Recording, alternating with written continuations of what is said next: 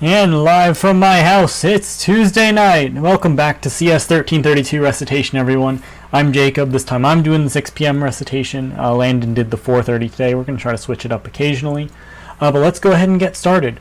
Hopefully all of you were able to find this new platform that we're streaming on for Microsoft Teams. It actually worked this week. We sent the announcement out this morning with the links.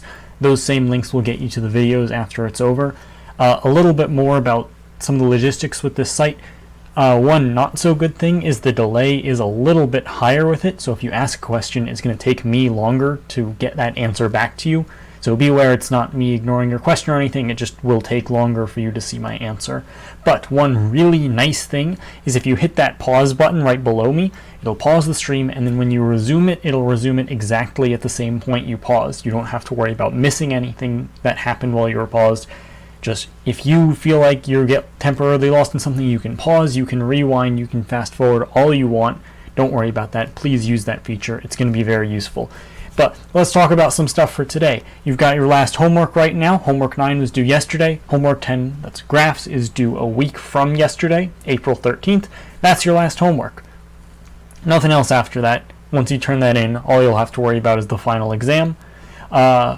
Recitation worksheets for this week, I think, are already posted. If not, the worksheet should be posted under the worksheets folder on Canvas.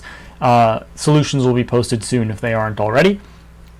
Exam 3, that's the big thing. It is tomorrow. You've got that 24-hour window to take it, midnight to midnight. Look at all the announcements we've sent out about that for logistics. It's an open note. You're taking it through Canvas. It's really similar to the practice exam. So if you've done that, you should be prepared for it. Tonight, as per usual, we're going to be shutting down Piazza. We're going to stop answering all your course topic related questions. If you have issues with the exam, please try to document as many of those things as you can. Take screenshots, send emails to Adriana and Caroline. Don't send them straight to Dr. HB or me or anything. Adriana and Caroline are going to be the most responsive to those. Dr. HB gets a lot of emails, so if you send it straight to her, she's not going to see it as quickly as we will. So please let us know about any issues you may have. We think we're prepared for most things because we've done similar things before, but we'll see how stuff goes. Regardless, let's go ahead and get started with some graph stuff today.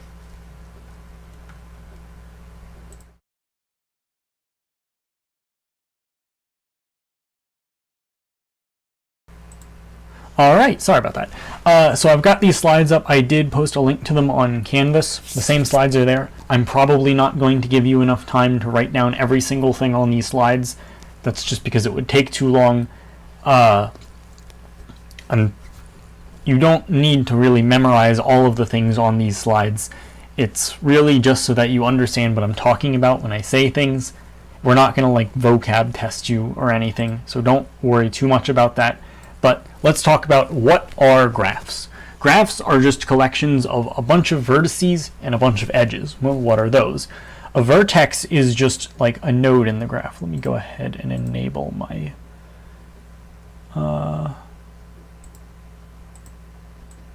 It's not letting me enable my cursor. Oh, never mind.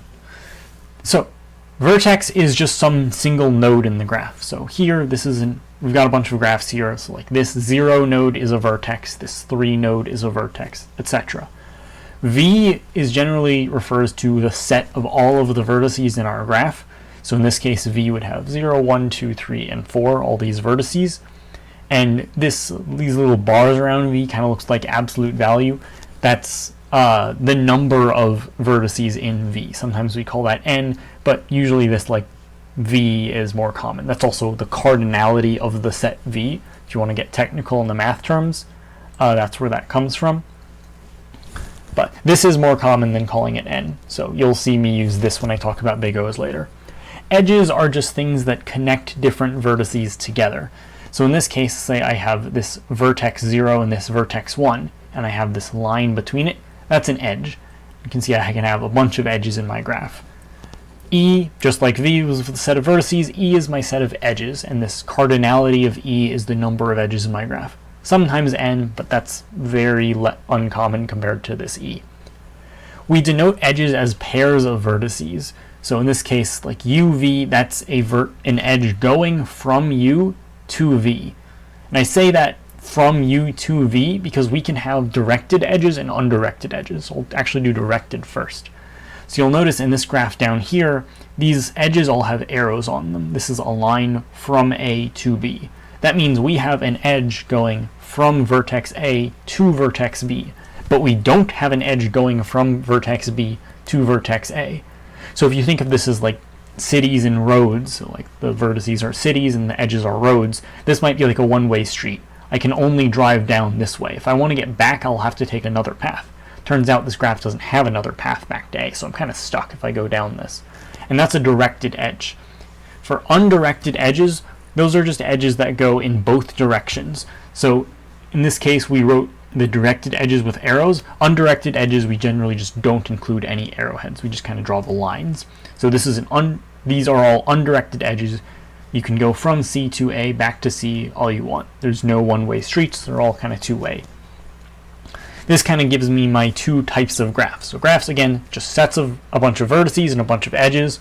So just like an edge we denoted with the two vertices inside it, graphs we denote with all of the vertices and then all of the edges. So it's sets V and E. Undirected graphs are graphs that have all undirected edges, and directed graphs have some directed edges. If we have a mix of directed and undirected edges, that's still a directed graph, because we just treat the undirected edge, kind of like what I have up here. The undirected edge is just two edges, one in each direction. So it's still a directed edge, it's just kind of two of them. So let's talk about some other stuff. We got more things. We have more kind of classifications of graphs. So weighted graphs have all of our weights, all of our edges have some kind of weight or value on them. So if these are roads, then these weights might be like the distance between these two cities. And if our graph has weights on these edges, it's a weighted graph. Otherwise, it's an unweighted graph. We sometimes consider all of the weights in an unweighted graph to just be weight 1, and that works usually. Sparse graphs and dense graphs aren't like hard and fast definitions. Dense graphs just means we have a lot of edges, so like closer to V squared. Sparse graphs means our number of edges is just a little closer to V. Again, these aren't like hard classifications. It's just kind of like a general sparse to dense spectrum. Just like when we talked about trees being degenerate or not, that wasn't like a hard, fast definition. It was just kind of a spectrum. Connected graphs are a little bit more concrete.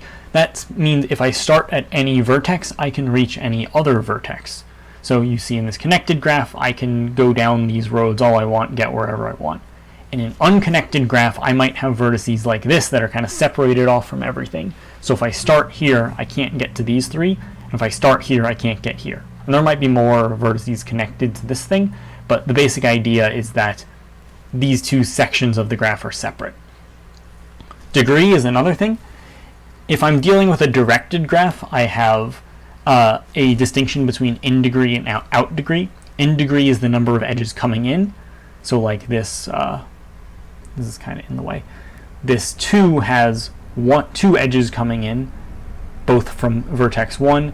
This 3 has 4 edges coming in from 2, this node down here, 4 down here, and 3 itself.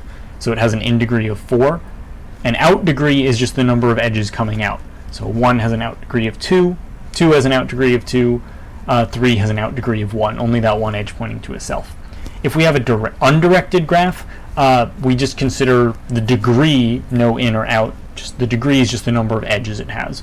So like the degree of this node is 3 because there's these 3 edges coming out of it, even though this isn't a directed graph. Subgraph, that's kind of just like we had subtrees. It just means I start with some big graph, I take some of the vertices and some of the edges from it, and that's my subgraph. So if I like imagine this graph up here and I just ignore these 3 vertices and edges and just look at this part, that is a subgraph. And I don't even need to necessarily keep all the edges. I could just take the vertices 1 and 2, drop all of the edges, and that's still a subgraph too. The only real rule we have is I can't keep any edges that correspond with the vertices that I didn't keep. So I can't keep only vertex 1, but also somehow this edge between 5 and 7. That doesn't work. More stuff. Cycle is just a path of vertices that follows edges in my graph that returns back to where I started. So if we look over here, I can start at this A, go to B, go to C, and then go back to A. way I've reached the same place I've started without going like backwards across an edge, and that's a cycle. So if I have a graph that includes any cycles in it, we call it a cyclic graph. If a graph has no cycles whatsoever, and then it's considered an acyclic graph. So you'll notice this graph is cyclic. I kind of have this path right here I can go, but this graph is acyclic. There's no way for me to start at a vertex and get back to itself without going backwards along an edge. I have to only take each edge once for it to be a cycle. And if I have a graph that is both connected and acyclic, we actually call it a tree. Now this is a word you've heard before, and it means the exact same thing. So we've actually been talking about graphs for a really long time, because we've been talking about trees since like week 4 or something. But you'll remember that linked lists were also trees, and so linked lists are also graphs. So since like week 2 of this course, we've actually been talking about graphs this entire time, and that's kind of crazy. But trees are just a subset of graphs with no cycles that are completely connected. Now, how do we actually represent these graphs and all these connections? So we talked about we can just have the kind of what this third option here, a list of all of the edges, but that isn't necessarily going to be useful for efficiency if I want to get from one edge or one vertex to another. One way I can do it is this adjacency matrix. So this is my graph over here, this is my adjacency matrix, and what it is each entry in this matrix represents an edge between two vertices.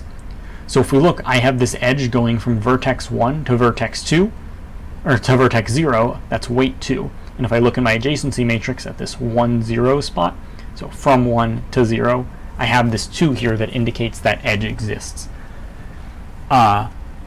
Similarly, from 2 to 4, we can see if I go from 2 to 4, I have this weight 13. And it makes it really easy for me to look up if I have edges between two vertices in my graph, because it's just an O of 1 lookup in this table. The issue is if I want to add more vertices in my graph, I basically need to recreate the entire table, because this is an array in memory, which means I need to like remake it to add an extra row and column. Another way to do it, I think it might be on the next slide. Yeah, I'll talk about it here though, is an adjacency list. An adjacency list is actually a map, not a list. The name is a little misleading. I have a question. Was I correct in a vague recollection of hearing that the recitations would be uploaded to YouTube?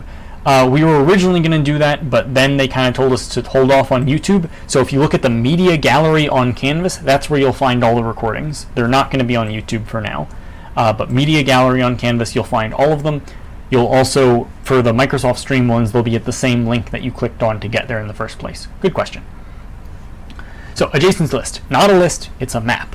But it maps each vertex to a list, and that list contains all the vertices it's next to. So if I go to the next slide, you can see here, these are my vertices. This is kind of how the mapping works. So it maps vertex U to E and G, and those are the two edges that connect U to the rest of my graph. Sometimes you use the edges, sometimes you use the vertices.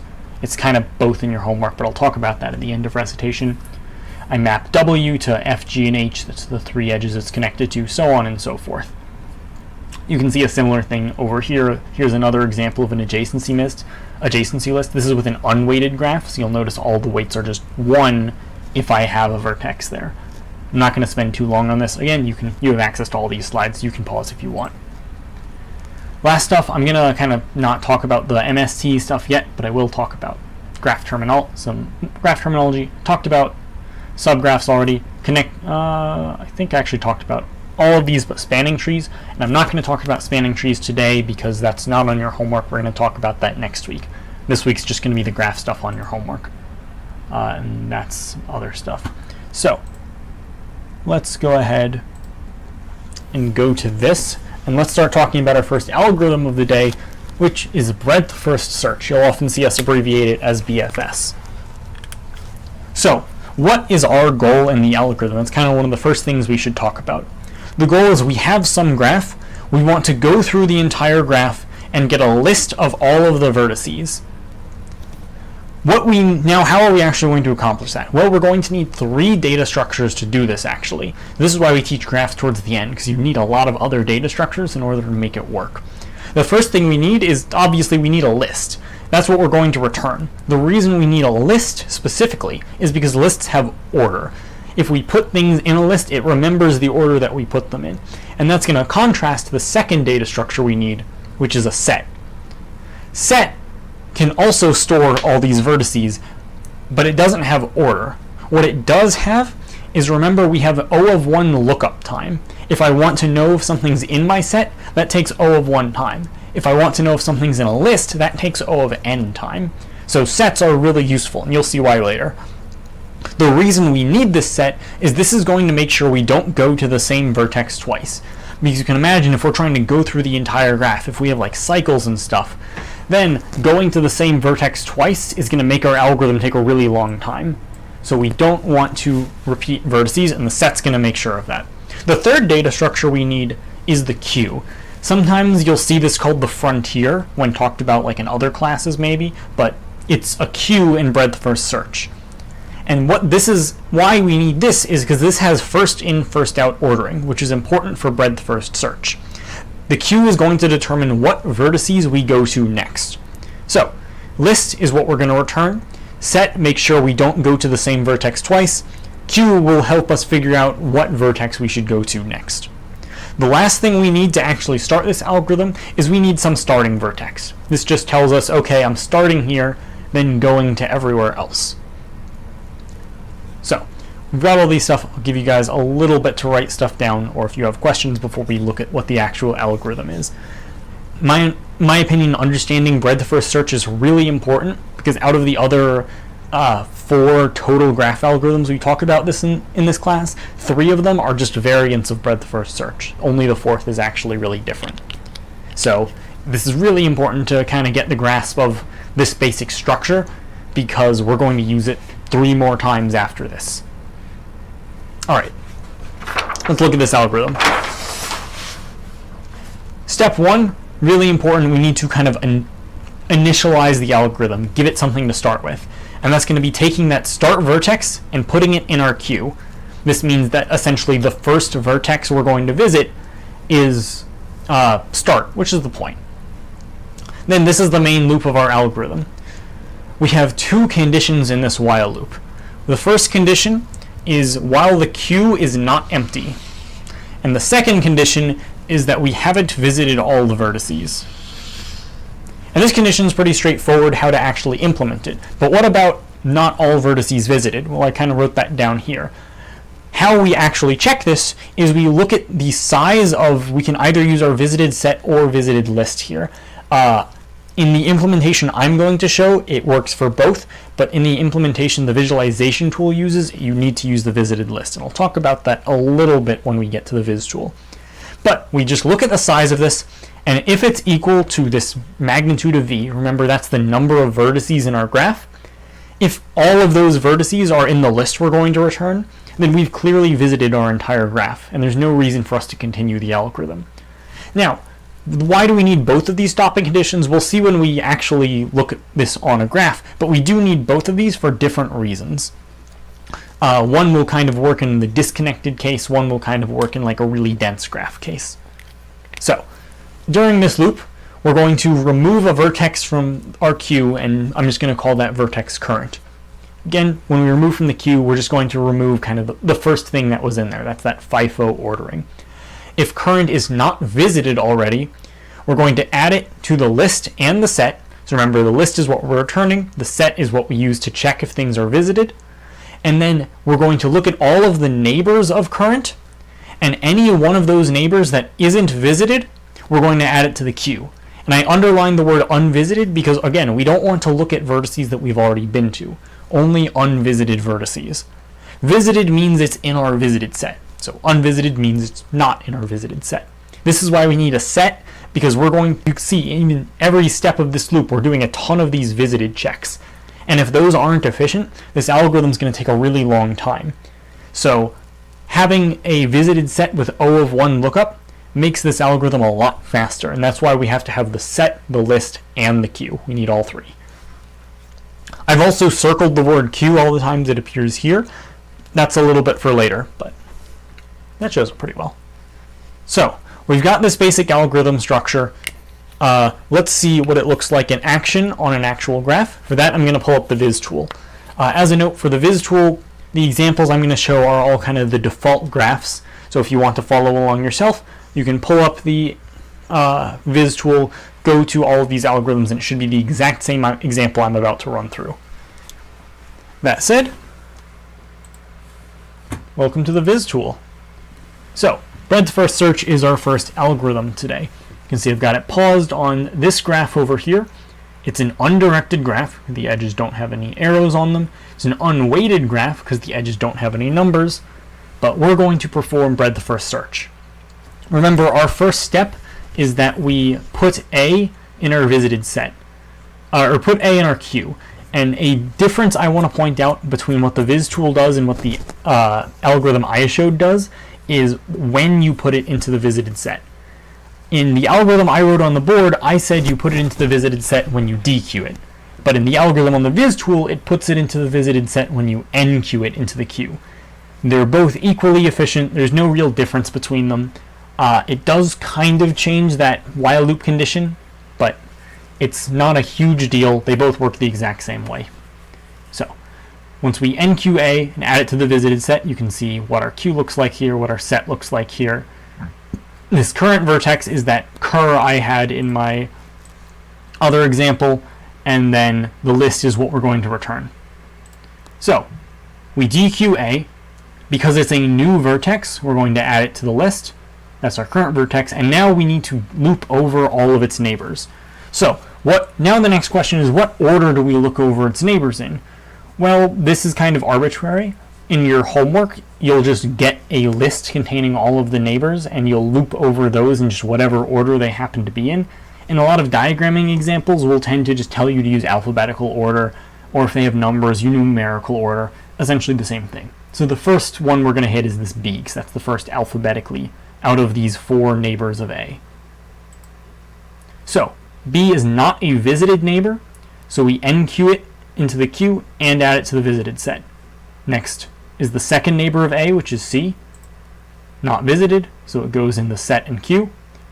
Then D goes in the set and queue, and finally E. That's all the neighbors of A. So after this, we're done with A, and we can kind of do a second iteration of the loop. So we're going to pop from the queue. We're going to dequeue from the queue again.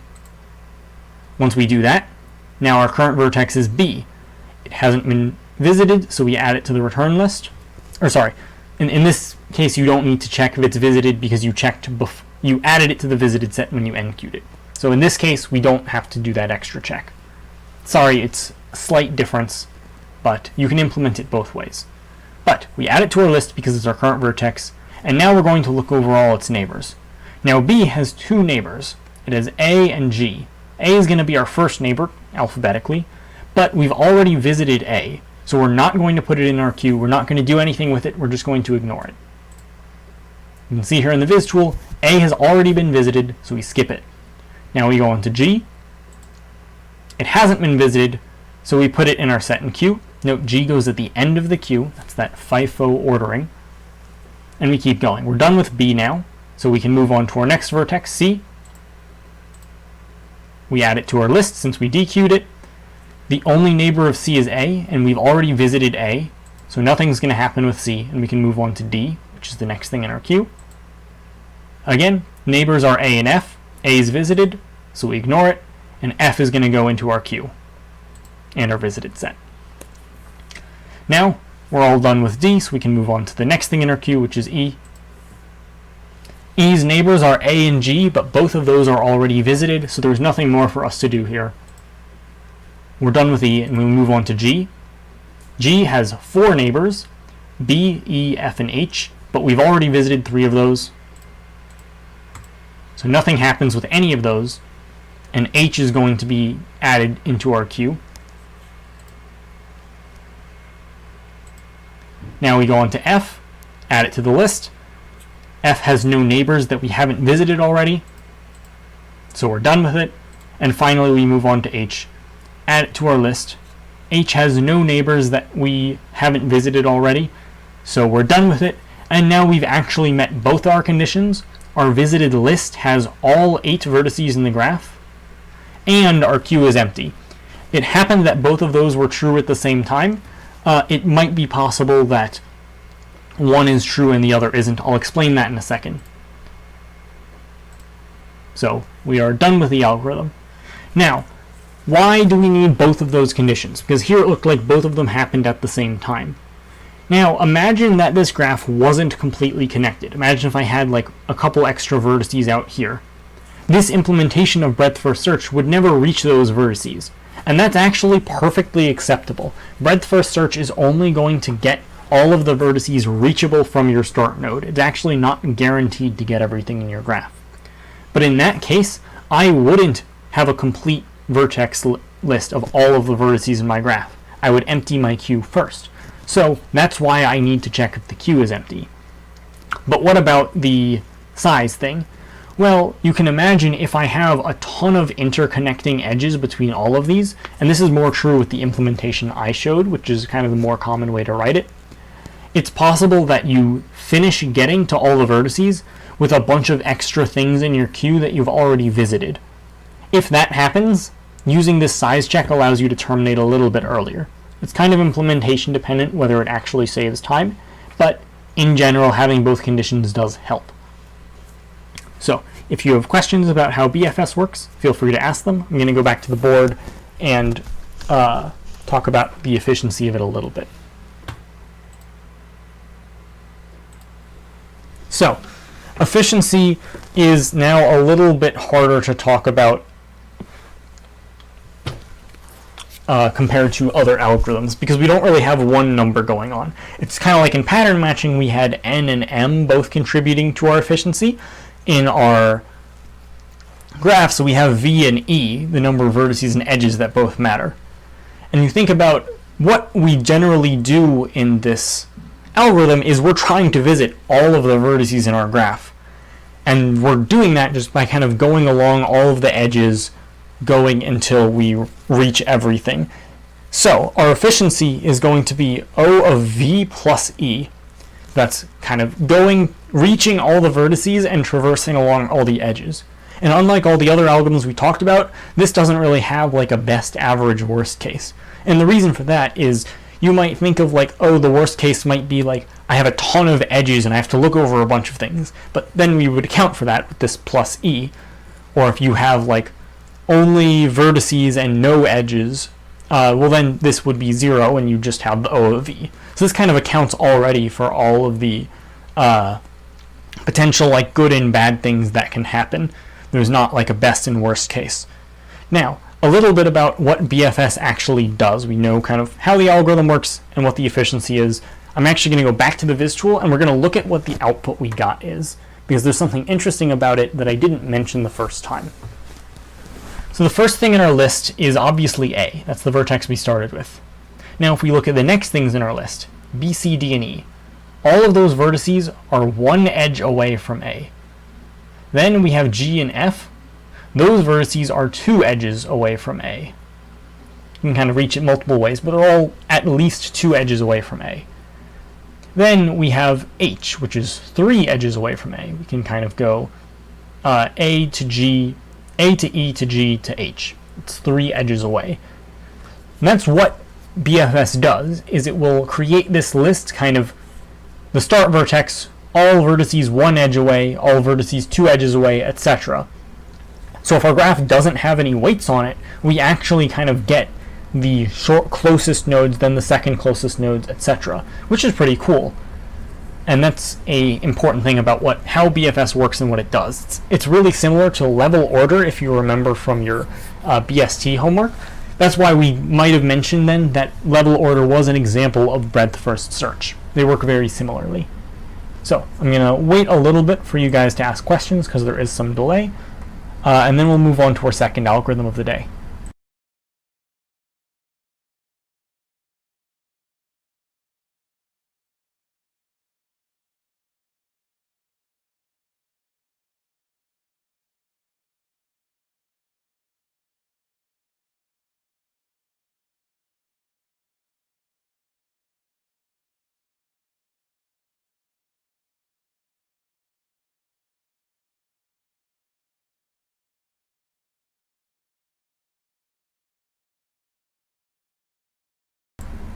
All right.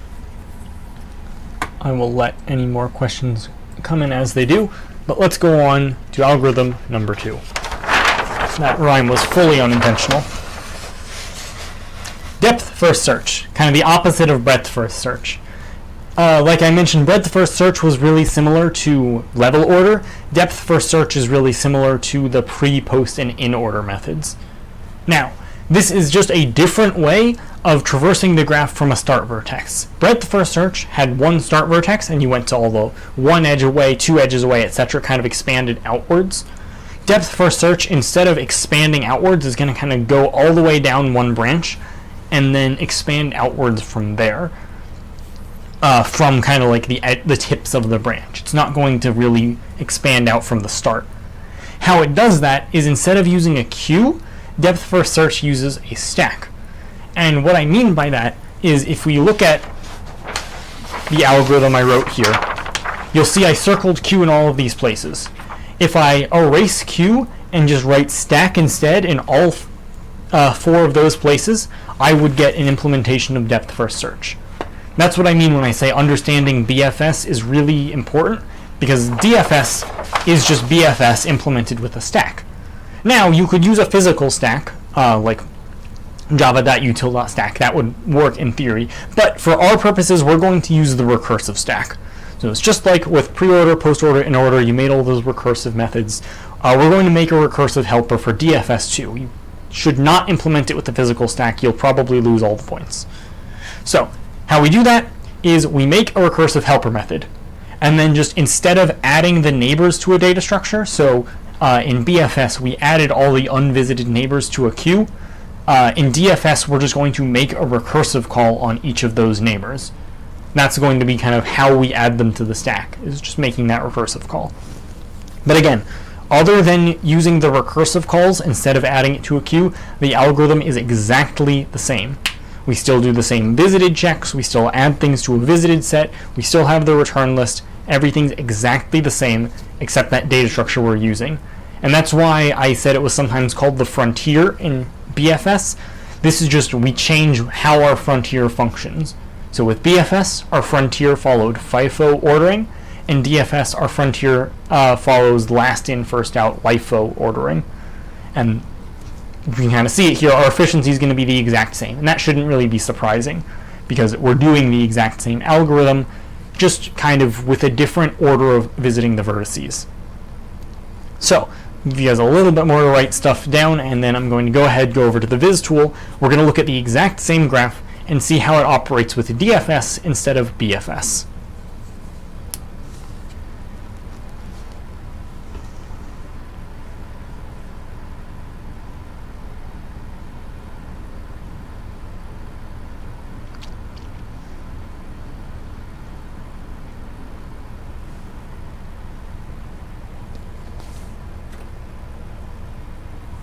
All right, let's go ahead and pop back over to the Viz tool.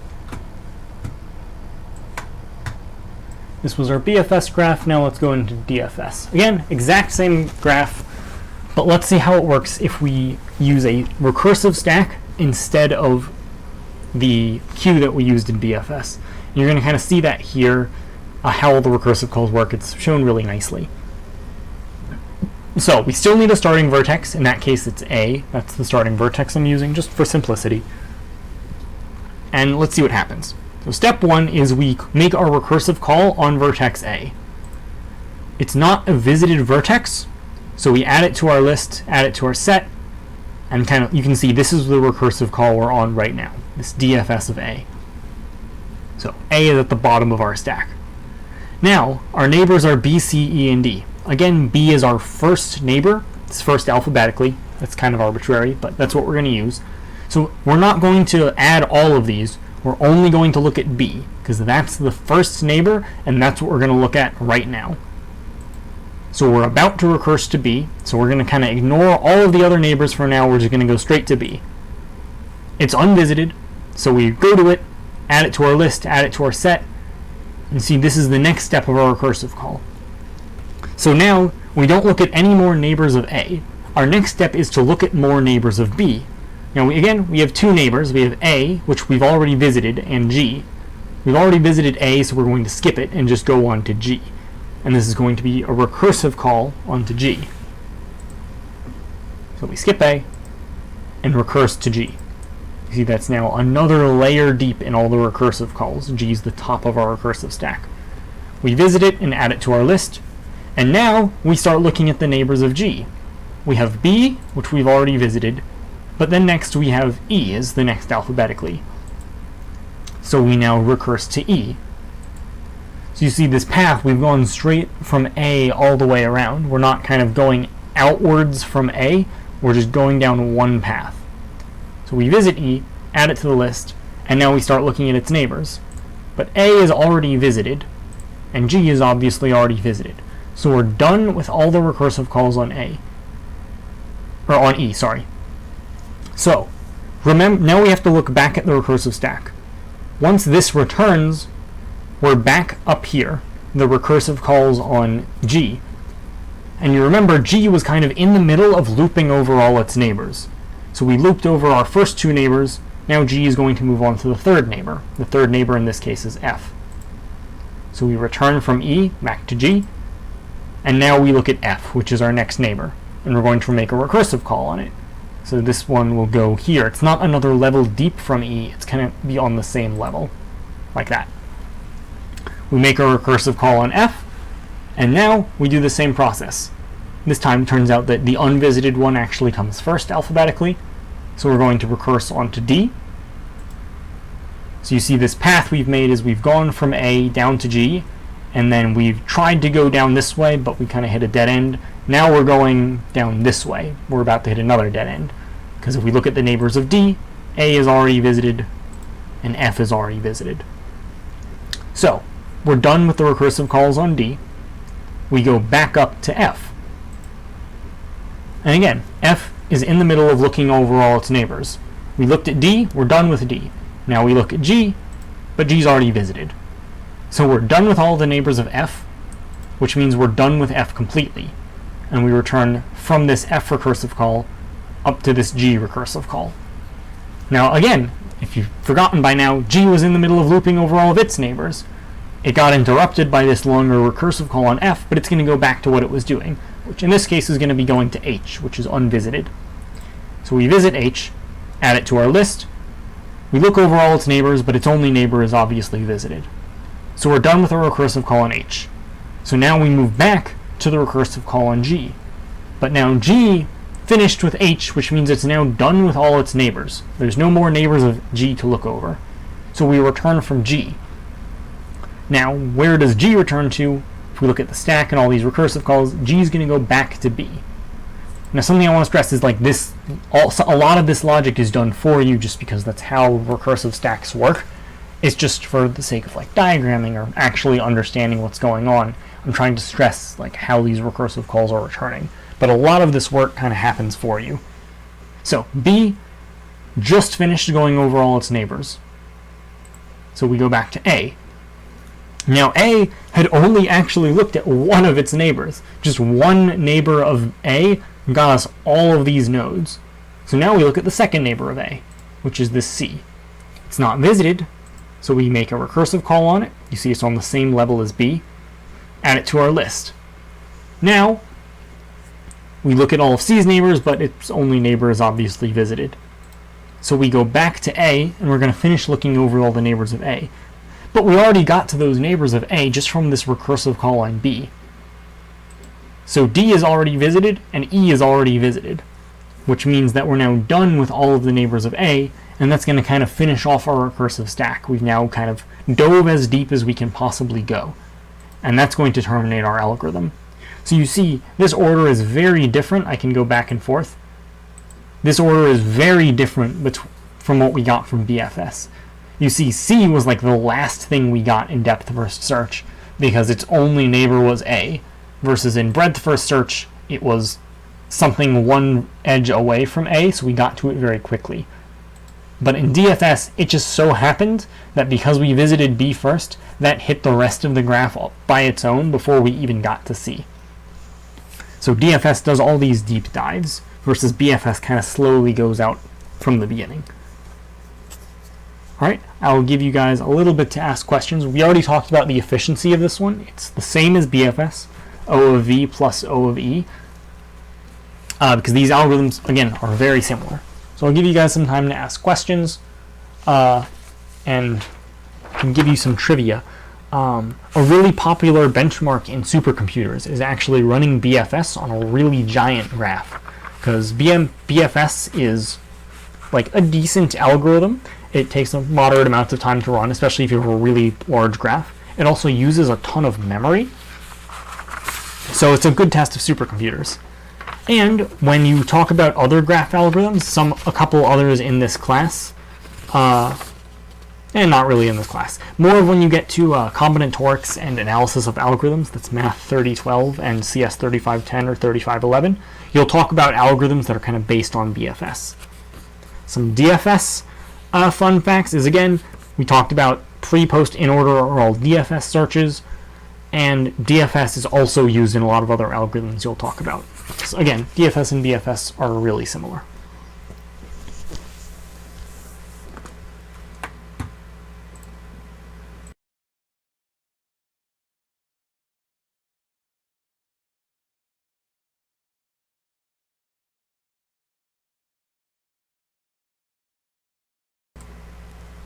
All right, I haven't seen any questions, so I think I'm going to go ahead and move on. And now we're done with those two algorithms. Again, very similar things. So now let's move on to our third algorithm, which is honestly a lot more complicated than the other two. But we've got the advantage that we know BFS, and this algorithm is heavily based on BFS. I don't have to rip anything. And that is called Dijkstra's algorithm. You'll also see it called Dijkstra's shortest path algorithm. It has a couple names, but you'll see Dijkstra's in the name somewhere. If you can't remember how to spell it, it's I-J-K. Those letters are in order of the alphabet, so it works out pretty well. That's always helped me, at least. So, in BFS and DFS, our goal was to kind of visit the entire graph, or at least as much as we could. Remember, if we had a disconnected graph in DFS or BFS, we wouldn't return the whole graph because we can't reach it, and that's okay. I don't know how much I stressed that, but I don't want to say that again. But that was our goal. Reach as much of the graph as we possibly can. In Dijkstra's algorithm, it's a single source shortest path algorithm. What that means is our goal is we want the shortest distance from some starting vertex, that should give you a hint that we're looking at something like BFS, the shortest distance from a starting vertex to every vertex in the graph. So, obviously we kind of need a weighted graph for this to really make any sense, because if we don't have a weighted graph, then where do these distances really come from? If I'm dealing with an unweighted graph, well, that's just the number of edges away, and we have BFS for that. BFS kind of works like a shortest path algorithm for unweighted graphs. But for weighted graphs, where I could have weights of like 10, 20, 3, I'm going to need Dijkstra's. How do we actually do it? Well, I mentioned this is based on BFS. BFS used a queue, DFS used a stack, Dijkstra's is going to use a priority queue. And if we're using a priority queue, we need to hold something that has some kind of ordering. Now, vertices don't really have any kind of natural ordering in them, which is why we need to use some class that does have kind of a numeric value associated with it. And on your homework, that's a vertex distance class. And all that is just a pair of a vertex and an int. So just vertex, it's kind of the same as like a tuple in Python, just vertex comma int. That's all it really is. I'm going to abbreviate it as VD a lot, vertex distance, just because otherwise I have to write it out a ton, and that's a lot. No more questions yet. So, what are we actually returning in Dijkstra's? We returned a list in BFS and DFS. Dijkstra's is going to return a map. Now, this is just like a normal hash map that's going to map from vertices to integers. And since we want the shortest distance from the starting vertex to all the integers, that's exactly what this map is going to contain. Every vertex in the map is going to just map to how far away it is from the start. So you can imagine like the starting vertex is distance 0 from itself. If a vertex is like 1 edge away, that's weight 1, then that vertex is 1 distance away from the start. If there's more edges involved, then it's like many edges. So like, I don't know how well I can point at it, but like our logo right here is a graph. I don't really have like weights I can use, but let's say we look at the distance between like that 1 and 2 in the logo. The shortest path between them are those two edges on the bottom, from 1 to 3 and from 3 to 2. So we would want the distance of that shortest path. That's kind of, again, assuming that it's unweighted, because we don't have weights on those graphs. When I go to the Viz tool, you'll see what it actually looks like. So we know what we're returning. We know what our goal is. We know what our frontier is. Our frontier is this priority queue. We still need a visited set for the exact same reasons we need it in BFS and DFS.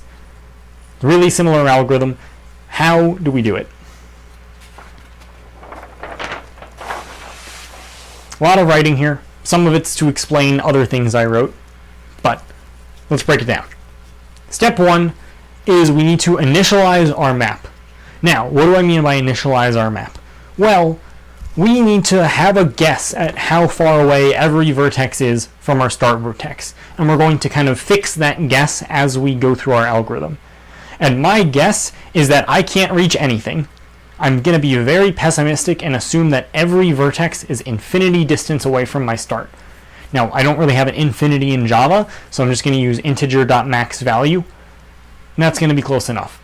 Now, one note is I don't want to do that for the starting vertex, because I know the starting vertex is distance 0 from itself. So every vertex other than start gets this distance infinity. Start is going to get distance 0. Then I need to start up my frontier. In DFS, we made the recursive call on start. In BFS, we added start to the queue. So you can imagine in Dijkstra's, we're going to add start to the priority queue. But we need a vertex distance pair for the priority queue.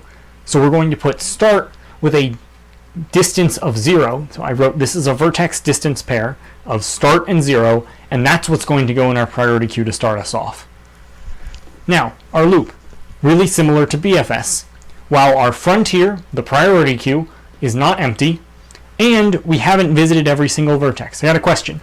How do you choose between BFS and DFS if given the choice? I'm thinking about solving a corn maze maybe. What would be better? What application does each algorithm have? Excellent question. Thank you for asking that. Well, a really nice thing is remember that BFS kind of goes out, it starts going all the things distance 1 from the start, then all the things distance 2 from the start. So by the time you first reach your goal from BFS, you're guaranteed that you've actually found the shortest path there. So again, BFS works like Dijkstra's with unweighted graphs. You're going to find the shortest path there when you first go. But it's going to explore a lot of random stuff. Like if you've got a corn maze, it's going to go to all of the corners before it reaches the end maybe, because it's going to try to get the shortest distance for sure. DFS might work a lot faster. It's kind of like if you're solving one of those little mazes by hand, you're just kind of going straight through trying to reach the end as fast as you can. You just take one path and take it as far as it lets you go. You might reach the end really fast. It might be that you guess right initially and get to the end. But your solution might not be optimal, and you might have guessed wrong in the beginning. And if you guess wrong with DFS, you can spend a ton of extra time going down wrong paths, or kind of expanding all those branches. Versus BFS will always take a pretty long time, but once it finishes, you're going to get an optimal solution. And this is kind of in other applications. If you're dealing with an infinite graph, like a graph where you're not necessarily going to reach an end, BFS will always actually reach that goal state, versus DFS might be stuck in an infinitely long branch. So there's kind of those different applications. You'll talk about them in a lot of other classes, but that's a really excellent question. Thank you for asking it. So, where were we? This while loop condition, it's really similar to BFS. While you haven't gone through the whole graph, and while your priority queue isn't completely empty. We do need both of these for different reasons. So, step 1 is we dequeue from the priority queue. Just like other algorithms, that's our current node. If it's not visited, we're going to do all this stuff. This seems like a lot, but it's really just stuff we've seen already. Step 1 is we mark it as visited, because now we've been to it. This is really important. In BFS, it was okay to mark things as visited when you put them in the frontier. In Dijkstra's, it is not. In Dijkstra's, you should only mark them as visited once you've pulled them out of the priority queue. That's really important. And that's why I like to teach BFS that way, even though the Viz tool does it the other way. Now, just like the other algorithms, we loop over all of the unvisited neighbors. Now I wrote this really weird if statement that's like half in English, half in code. If the path to the neighbor is shorter than what's already in the map, then we're going to do two things. We update the distance in the map, and we add something to the priority queue. Let's break that down. I took this thing and I wrote it down here too, just so you can see it. What I'm checking is cur.dist. Now, cur.dist is the shortest distance we found to cur. It actually turns out that once we dequeue, that's guaranteed to be the shortest distance possible to reach our current node from the start node. So, the shortest distance to cur plus the distance from cur to that neighbor, this is the weight of an edge. So this is the distance part of priority queue of a vertex distance that we created. This is the weight of an edge that's already in the graph. Now on your homework, this is also a vertex distance, but the basic idea is this was something you made. This was something that was already in the graph. So this is the length of one edge. If that combined sum is less than what's already in the map for our neighbor, this means that if we already know some way to get to our neighbor. It might be that it's infinitely long to reach our neighbor. It might be that it takes 12 units to reach our neighbor. If we found that by going to cur first and taking one step from cur to our neighbor is shorter than the current method we had to getting to that neighbor, we're going to update it because we've now found a shorter path. And that's kind of the goal of this algorithm. We want to keep finding shorter paths. So when I say update this distance in map, that means we're going to take this sum and put it in the map for our neighbor. Then we're going to add that vertex distance pair to our priority queue. Now, that vertex distance pair is the neighbor, and the distance is not one thing, it's this sum. So I wrote map.getNeighbor because this step put neighbor as this sum, but the important thing is that this is a cumulative edge weight going into the priority queue. It's not just the length of one edge. And that's really important because an algorithm we're going to talk about next week called Prim's algorithm is just going to use the weight of one edge, but Dijkstra's uses this cumulative weight. That's cur.dist plus the length of that edge. That's going to be that weight that goes into our priority queue along with our new neighbor. Then we just keep running this algorithm, and once it terminates, we return this map again. So basically, everything's really similar to BFS, except this logic that kind of goes on right here. That's the important part. I'll leave this up for a little bit for people to ask questions, and then we'll move to the Viz tool and see how this actually works.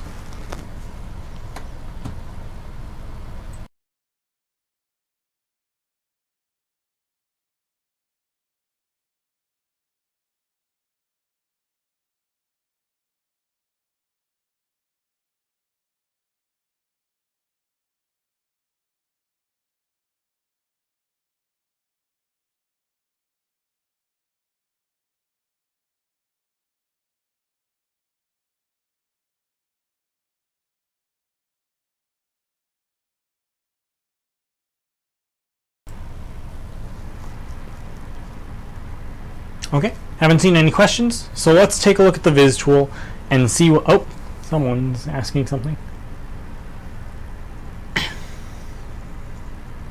Maybe. Give it 10 more seconds.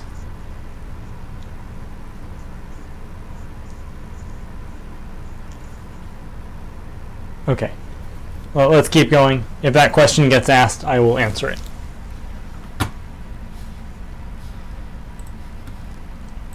Switch to the Viz tool. Now we're at Dijkstra's. This isn't the exact same graph we used earlier. Thank you. This isn't the exact same graph we used earlier. Just as a note, it's slightly different. But this is the algorithm. This is the graph we're going to use. And A is going to be our starting vertex, just like we had for BFS, DFS. It's just really easy to use A as a starting vertex because it's easier to think about. You can see we've initialized this distance map already. A started at 0 because that's our starting vertex. Every other vertex started at infinity. And again, remember, this isn't technically infinity, it's integer.max value, it's just the largest int value we can have. It's essentially the same thing for our purposes. We're not going to give you any like test case examples where the shortest distance is actually infinity or something. You don't need to worry about that. But an important thing is if we have disconnected nodes, say there's like this random x out here, then our algorithm will end and that x will still have a value of infinity. And that infinity signals that we couldn't reach x from our starting vertex. So Dijkstra's works perfectly fine on disconnected graphs as long as we do this instantiation correctly. You'll notice that all of these edges have weights. We have this 0 weight here, but everything else is positive. I'll talk about that later, but it's perfectly fine to have weight 0 edges, but everything at least needs to not be negative, and I'll get to that later. So, step 1, we enqueue A into our priority queue, then we start the loop. So we dequeue the first thing. Now we look, is it visited? In this case, A is not visited, so we're going to finalize A. And when I say finalize, I mean now we've found the shortest possible path to A. And I'm not going to talk too much about like the formal proof as to why. You'll probably talk about it in other classes a lot, but it is a little bit much for right now. But once we dequeue a vertex, if it's not visited, when we dequeue it, we've found the shortest possible distance to it. So it goes in our visited set, and now we start looking at all of its neighbors. Again, alphabetical order because that's what works easiest. We've got this B as our first neighbor, so we compare the distance. 0 plus 8, where does that come from? 0 is that distance associated with this A vertex when we got it out of the priority queue. Remember, it had that A comma 0, that's where the 0 comes from. This 8 comes from the length of this edge, and we're comparing that then the old distance of B, which is infinity. Since this is less than this, we're going to do the update. That means this infinity is going to get replaced with an 8, and now we're going to take that 8 comma B, or B comma 8, and put it into our priority queue. And you'll notice this 8 matches with this 8. That's on purpose. Now we look at, again, this is kind of a variant of breadth first search, so we're going to keep looking at the neighbors of A. We're going to finish up with A before we move on to anything else. The next neighbor of A is C.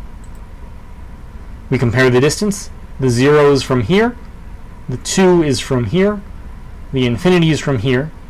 This sum is less than infinity, so we do the update, and because we updated, we add it to our priority queue.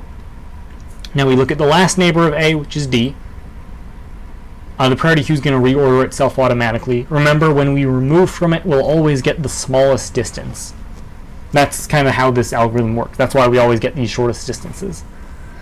So, next up is the D. This length 5 is obviously less than infinity, so we update this and add it to our priority queue. And now we are done with A. We've looked at all its neighbors, and we can move on to the next vertex. And the next vertex is what we get out of this priority queue, which is vertex C, because that's the shortest path we've found so far. Now C is our current vertex. It's not visited already, so we put it in our visited set. And that means we've now found the shortest path to it. So 2 is the shortest path to C. There's no way to reach C faster than length 2 units. So now we start looking at the neighbors of C. A has already been visited, so we skip it completely. We know that we found the shortest path to A already. But we look at B. B isn't visited, so we do this distance comparison. Again, the 2 comes from here, the shortest distance to C. The 1 comes from this edge, the length from C to B. And the 8 is the old shortest distance to C. This is what we thought was the fastest distance to B. And we were wrong about that, clearly, because this 3 is less than it. So we update it in the map. And now we add this B3 into our priority queue. Notice now we have 2 B's in here. That's okay. Don't worry about that, because that's why we have to have that visited check at the start. It's going to reorder itself. Now we look at the rest of the neighbors of C. We've got this E. It's a shorter distance than what's in there. So we update it and add E comma 5 into the priority queue. Now we have to use, even though this edge is length 3, we use 5 because that's the total weight, the total cost it took to get to E. It's the number that's in here in the distance map. It's very important that you use that total sum when you put things in the priority queue. Otherwise, you're doing a completely different algorithm. So, we're done with all of the neighbors of C. So now we look at the next thing in our priority queue, which is B. We start looking at the neighbors of B. A is already visited, so we add it to our set. A is already visited, C is already visited, D is next. Notice we found a path to D of length 5, but this path we know to B is length 3. Remember, we went this way to get there. Plus 1 means we now have a path of length 4. That's less than the known distance to get to D, so we update it in our map, and we add that new potential path into our priority queue. We're still looking at the neighbors of B, so now G is the next one. This length to get to G is 3, the distance to get to B, plus 7. That's less than infinity. So that goes in our map and in our priority queue. We're all done with B, so D is the next thing that gets DQ'd, because we have this that D comma 4 in there. We start looking at the neighbors of D. A is already visited, B is already visited, so F is going to be the only one where something happens. We found a new path to F, so we update that in our map, and we add that to our priority queue. Same as usual. No more neighbors of D, so we're going to move on to the next thing in our priority queue, which is this D. Now we're dequeuing something from our priority queue that we've already visited, so we're just going to skip it. We're just going to move on to the next thing, pretend like it wasn't there. It's already been visited, so we skip it. Now we dequeue E, that was the next thing. We look at its neighbors. We have now a path to G. Oh, sorry, C's already been visited. We have a path to G of length 5, the path to E, plus 2. That's less than the known distance, so we update our map and add this new pair to our priority queue, G7. We're all done with the neighbors of E, so we move on to G, which was the next thing in our priority queue. We had that G7. We mark it as visited. We look at its neighbors. B and E are already visited, so F and H are going to be the only two we look at. Our new path to F, if we look at that, is only length 7, because it took 7 to get to G and 0 to get to F. That's less than the distance that was already in there, so we update it and add that F7 to our priority queue. Now we look at H. We don't know a current way to get to H, so we're going to automatically update that in our list and add it to the map, add it to the priority queue. And now we're done with G, so we dequeue the next thing, which is this F7. We mark it as visited, and we look at all its neighbors. D is visited, G is visited, H. Now we look at H, and we compare this distance. Now we have a length 7 path to get to F from our map, and then length 1 edge to get to H. That's 8 total. But we already know a path of length 8 that gets to H. So because we didn't find a shorter path to get there, we're just going to ignore it. We don't add anything else by trying to consider this path. We can just ignore it. Now we dequeue this B, but it's already visited, so we skip it. We dequeue this F, it's already visited, so we skip it. You'll notice I had a couple duplicate, like, things of the same weight in there. I'm just dequeuing them alphabetically. Now I dequeue H. I mark it as visited, and I look at my neighbors, but F and G are both obviously already visited. And now I reach the case where I still have something in my priority queue, but if I look at the size of my visited set, I have 8 vertices in here already, and I only have 8 vertices in my graph. And since I visited all 8 of these, remember, visiting a vertice means that I've found the shortest path to it already. So if I visited everything, I know the shortest path to everything. So there's no point in continuing my algorithm, and I'm never actually going to dequeue this G10. Because I visited all vertices, I'm automatically done. So you'll notice it stays in the priority queue, my algorithm is done. If I had disconnected vertices, then I would probably empty my priority queue, because I'd still be looking, maybe there's a path to these vertices over here, but there isn't. So you need both of those stopping conditions. One's for efficiency, one's for if you have a disconnected graph. Now I'll let people ask questions about those, but I'm going to go ahead and go back to the board in a second. We'll talk about the efficiency and some of the issues that Dijkstra's algorithm has.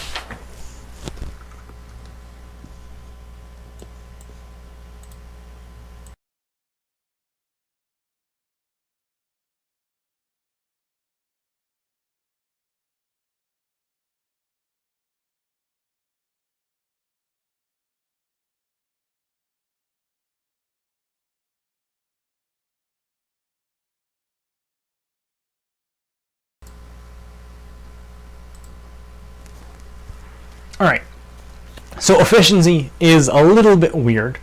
It's going to be V plus E, that quantity. Remember when I say V and E, oh, that's a question. Never mind, that's not a question. When I say V plus E, I mean like the size of V plus the size of E. I'm not trying to like add the sets together. I'm looking at the number of vertices and the number of edges. That quantity multiplied by log of V. Again, log of the magnitude of V, the cardinality, the size. Where does this come from? Because this seems weird. So the basic idea is, in theory, I'm doing about V DQ operations, because every time I visit a new vertex and DQ it from that priority queue, every time I do that, I finalize a vertex, and I only need to finalize V vertices before I'm done with the algorithm. Now in terms of NQ, that happens every time I have a new edge. So in the worst case, all of my new edges need to be NQ'd into the priority queue. So we have, in theory, V DQs and E NQs. But remember, we're not dealing with a regular queue or stack here. We're dealing with a priority queue.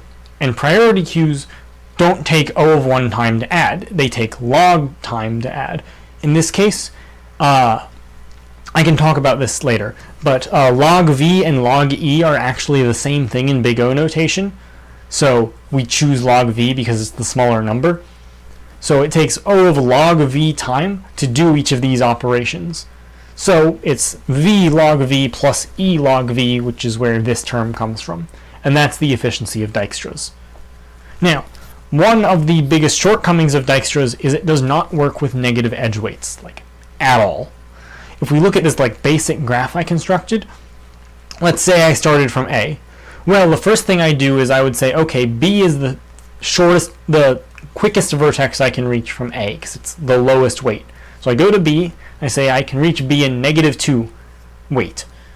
Then it says, okay, well, I have two options. I can either go to C, which is -1 away from A, or I can go to D, which is -8 away from A. -8 is smaller than -1, so I go to D, and now I say, okay, I can reach D in -8 steps. That's the shortest way to reach D. But if we look at the graph, we can see that if we actually went to C first and then to D, then I would reach D in -9 steps, and that's lower. So I kind of got the wrong answer by following the algorithm.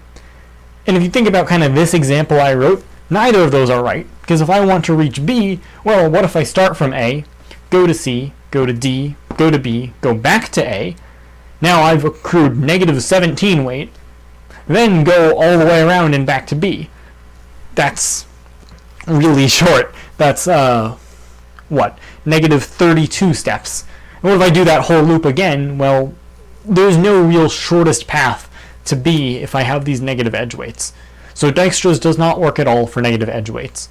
Now, something a lot of people love to ask is, okay, what if I just say, okay, my smallest negative edge weight is 8. What if I took all of these weights, or all of these edges, and added 8 to their weights? So now none of them are negative anymore. But unfortunately, that doesn't work either. Because if I have a path that has a bunch of really small weighted edges, that path now is unfairly bloated up by that step. So if I have like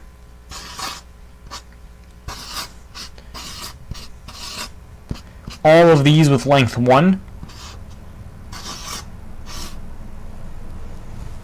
so all of these with length 1 and then this with like 8, and I was trying to add like 3 to all of these edge weights, then this becomes 11, and this now becomes 12, because all of these edge weights got increased by 3, or 16, sorry. So I've now changed the shortest path in this graph. So we can't just add something to all of the edge weights. There's no real way to fix Dijkstra's for negative weights. It's just kind of an issue with the algorithm. There are some other graph algorithms that do work a bit better with negative edge weights. But we're not going to talk about them in this class. You'll talk about them in other classes. So we've talked a bit about Dijkstra's, the time complexity, the algorithm. If there's questions about stuff, ask them. Otherwise, I'm going to talk about your homework. And I don't have a ton of time, so I'm going to start talking about that now. And if questions come up, I will answer them as they do. I have some trivia about this. Dijkstra's designed this algorithm in 20 minutes one morning over coffee, which is kind of crazy. He's a smart guy. So let's talk about some stuff on your homework. I'm going to pull up a useful thing. You get my face for this one. Definitely screenshot this. It'll be up in the recordings, obviously, but this is going to be useful. It's just kind of describing what all these classes are. You've got a lot of different files in this homework. I recommend looking over them. It will make it a little bit easier for you to understand what's going on. First thing you've got is the edge class. The edge class is probably going to be the one you use the least in this homework, just because the algorithm that uses it a little bit more isn't on your homework. It represents edges. You have like a U, a V, and a weight. The normal things you'd expect an edge to have. Vertex is just your general vertex class. We have get data, that just returns the data that vertex is storing. Sorry, everything's like type T. We have all these generics in it, so it stores that type T data. It's really just a wrapper. Vertex distance is a pair that just represents the distance from somewhere to a current vertex that it's storing. So we have 2 variables in it. We have a get vertex variable and a get distance variable, and you're going to use both of those a lot. Vertex distance is probably going to be the thing you use the most in this homework. Graph is the class for the whole graph itself. We use an adjacency list for our graph. It's just the easiest for us. Remember, it's a map. If you do adjacency list.get some vertex, it will give you back a list, and that list contains a bunch of vertex distances. Each of those vertex distances has 2 things, a vertex and a distance. The vertex is one of your neighbors, and the distance is the length of the edge from the vertex you passed in to the neighbor it gave you back. That's what those vertex distances all represent. So you use that adjacency list, and that's how you figure out how all of your neighboring vertices, where all your neighboring vertices are and how far you are. You shouldn't be trying to loop over all the edges. You should be using this adjacency list. That gives you much faster time. How you actually get that adjacency list, you just have graph.getAdjList. That gives you the adjacency list back. You have graph.getVertices. That gives you a set of all the vertices. That's useful in Dijkstra's. It's also useful to get the size of that get vertices set. That'll be useful for your stopping condition in like BFS and Dijkstra's. Now, what you're turning in is that graphAlgorithms.java file. You've got 3 algorithms you're writing. It's the 3 we've talked about today: BFS, DFS, and Dijkstra's. Some notes: BFS and DFS are both returning lists of vertices. Sorry, not lists of vertices, lists of data, the data in each vertex. So make sure that you're not actually putting the vertices in your list, you're just putting the data. So it's a list of type T, not a list of type of vertex. Dijkstra's is returning a map. So that map is going to map from each of your data in each of the vertex. Again, it's the data, not the actual vertices itself, to the shortest distance from your start vertex to that vertex. Again, it's what we talked about. You saw how it worked in the algorithms today. Important notes: make sure you're doing DFS recursively. You need to make a helper, just like all the other recursive things you've done in this class. You need to make a helper, I guess other than merge sort. You need to make a helper for this. don't use java.util.stack. Don't even import it. It's not useful to you. You won't need it at all. If you try to use it, you will probably lose all the points just because everything's going to be in the wrong order. But other than that, you're going to use priority queue for Dijkstra's just like you did for a heap sort on your sorting homework. Everything else should kind of follow the same way. Are there any? I've got basically no time left, so I'll wait like a minute for any questions. But otherwise, that's going to be the end of this recitation. So thank you all for coming. Hopefully next week works smoothly. I don't know if I'll be at the 4:30 or 6 o'clock yet. It kind of got shifted around last week because we had to switch last minute. These videos will be up on these sites. I'm going to trim them on these sites, then upload them to Canvas. They'll be available on the media gallery, like I mentioned at the start of recitation. Not seeing anything. So I think I'm going to cut this short. Or not short, cut this at time.